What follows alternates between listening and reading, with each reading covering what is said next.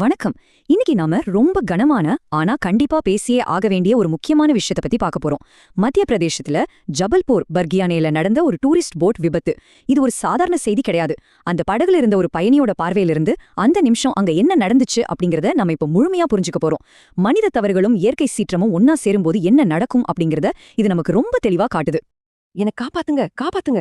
டெல்லியைச் சேர்ந்த 39 வயசான மெரினா தன்னோட தம்பி குல்தீப்க்கு வீடியோ கால்ல பேசின கடைசி வார்த்தைகள் இதுதான். கொஞ்சம் யோசிச்சு பாருங்க. சில நிமிஷங்களுக்கு முன்னாடி வரைக்கும் அந்த அணையோட அழகையும் தண்ணியோட அமைதியையும் வீடியோல ரொம்ப சந்தோஷமா காட்டிட்டு இருந்திருக்காங்க. ஆனா திடீர்னு பேக்ரவுண்ட்ல பெரிய சத்தமும் அலறலும் கேக்குது. எனக்கு காப்பாத்துங்கங்கிற அந்த மரண ஓலத்தோட கால் கட் ஆகுது. ஒரு சந்தோஷமான ட்ரிப் எப்படி கண்ணிமிக்கிற நேரத்துல ஒரு பேரழிவா மாறுச்சுங்கிறதுக்கு இந்த ஒரு கால் ஒரு பயங்கரமான சாட்சி. சரி, இந்த பயங்கரமான சம்பவத்துக்கு முன்னாடி அங்க சூழ்நிலை எப்படி இருந்துச்சுன்னு பாப்போம். டெல்லியில இருந்து மேசி குடும்பத்தினர் ஒரு புதுமனை புகுவிழாதுக்காக ஜபல்பூர் வந்திருக்காங்க. ஃபங்க்ஷன் முடிஞ்சதும் ஊருக்கு கிளம்புறதுக்கு முன்னாடி ஒரு ரிலாக்ஸ்டான ஈவினிங் ஸ்பெண்ட் பண்ணலான்னு தான் பர்கியானைக்கு போயிருக்காங்க. மத்திய பிரதேஷ் டூரிசம் ஆபரேட் பண்ற அந்த படகுல அந்த ஈவினிங் காத்த ரசிச்சுக்கிட்டே அவங்க ஏறினப்போ கொஞ்ச நேரத்துல ஒரு பெரிய புயல் வரப்போகுதுன்னு அவங்க யாருமே எதிர்பார்க்கல. அந்த அமைதியான சூழல் தான் அவங்க எல்லாரையும் ஏமாத்திருச்சு. அந்த நாள் எப்படி போச்சுன்னு கொஞ்சம் டைம் லைன் படி பாப்போம். மதிய நேரத்துல அந்த இடம் பாக்குறதுக்கே ரொம்ப ரம்யமா அமைதியா இருந்துச்சு. ஆனா வானிலை ஆய்வு மையம் ஏற்கனவே ஒரு எல்லோ அலர்ட் கொடுத்திருந்தாங்க. அதாவது மோசமான வானிலை வரப்போகுதுன்னு அர்த்தம். ஆனா இந்த முக்கியமான எச்சரிக்கையே படகு நிர்வாகம் சுத்தமா கண்டுக்கவே இல்ல. கரெக்டா மாலை 6 மணி இருக்கும். மணிக்கு 60-70 கிலோமீட்டர் வேகத்துல திடீர்னு பயங்கரமான காத்து வீச ஆரம்பிச்சுது. சலனமே இல்லாத தண்ணி பெரிய பெரிய அலைகளா மாறுச்சு. 30க்கும் மேல பயணிகளை ஏத்திட்டு போன அந்த படகு வெறும் சில நிமிஷங்கள்ல பேலன்ஸ் இழந்து அப்படியே கவுந்துருச்சு. அந்த ஒரு சின்ன அலர்ட்டா கவனிச்சிருந்தா கண்டிப்பா இது முழுமையா தடுத்திருக்கலாம். இப்போ அந்த படகுக்குள்ள இருந்த ஒருத்தரோட பார்வையிலிருந்து இத பாப்போம். துஹின் அப்படிங்கிற ஒரு பயணி நேர்ல பார்த்தத சொல்றாரு கேளுங்க.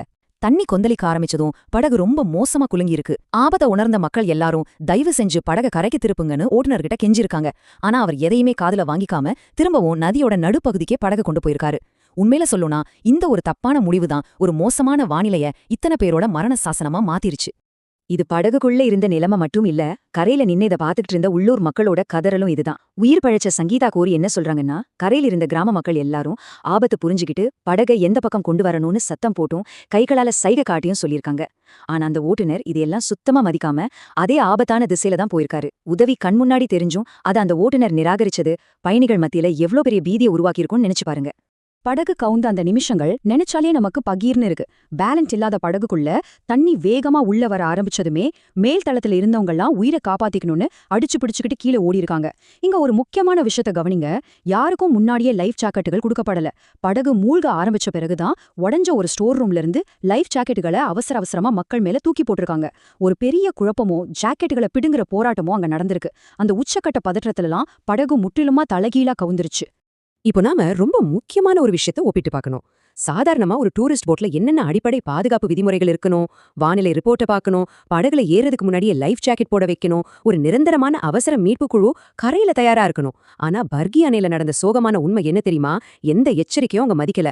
மக்கள் மூழ்க ஆரம்பிச்ச பிறகு ஜாக்கெட்டுகளை தூக்கி வீசியிருக்காங்க. அதிகாரப்பூர்வ மீட்பு குழு வரதுக்கு முன்னாடியே அந்த உள்ளூர் கிராம மக்கள் தான் கயிறுகளை வச்சு பல பேரை காப்பாத்திருக்காங்க. இது எவ்வளவு பெரிய நிர்வாக அலட்சியம்னு இந்த ஒப்பீடு நமக்கு தெளிவா காட்டுது. இந்த அலட்சியத்தோட விளைவு 9 உயிர்கள். ஆமாங்க, இந்த கோர விபத்துல இதுவரைக்கும் 9 பேர் பலியாகியிருக்காங்க. படகு கவுந்ததும் அந்த இருட்டிலையும் குற்ற மழையிலையும் விடிய விடிய தேடுதல் வேட்டை நடந்திருக்கு. பேரிடர் மீட்பு படையும் ராணுவமும் சேர்ந்து 20 அடி ஆழத்துல சிக்கியிருந்த படக பெரிய யந்திரங்கள் மூலமா வெளியே கொண்டு வந்திருக்காங்க. சுமார் 28 பேரை அதிர்ஷ்டவசமா காப்பாத்தியிருந்தாலும் இந்த 9 அப்படிங்கிற எண்ணிக்கை பாதுகாப்பு இல்லாததால நம்ம கொடுத்த ரொம்ப கொடூரமான விலை. இந்த மொத்த சம்பவத்திலையும் நம்ம மனச ரொம்பவே ரணமாக்குற ஒரு காட்சி இதுதான்.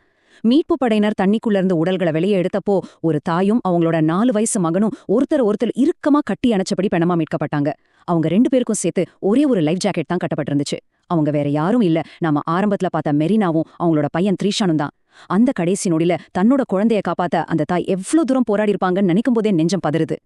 இந்த காட்சியை பார்த்த அந்த மாநில அமைச்சர் கூட சம்பவம் இடத்திலே கண்கலங்கி அழுதுட்டாரு.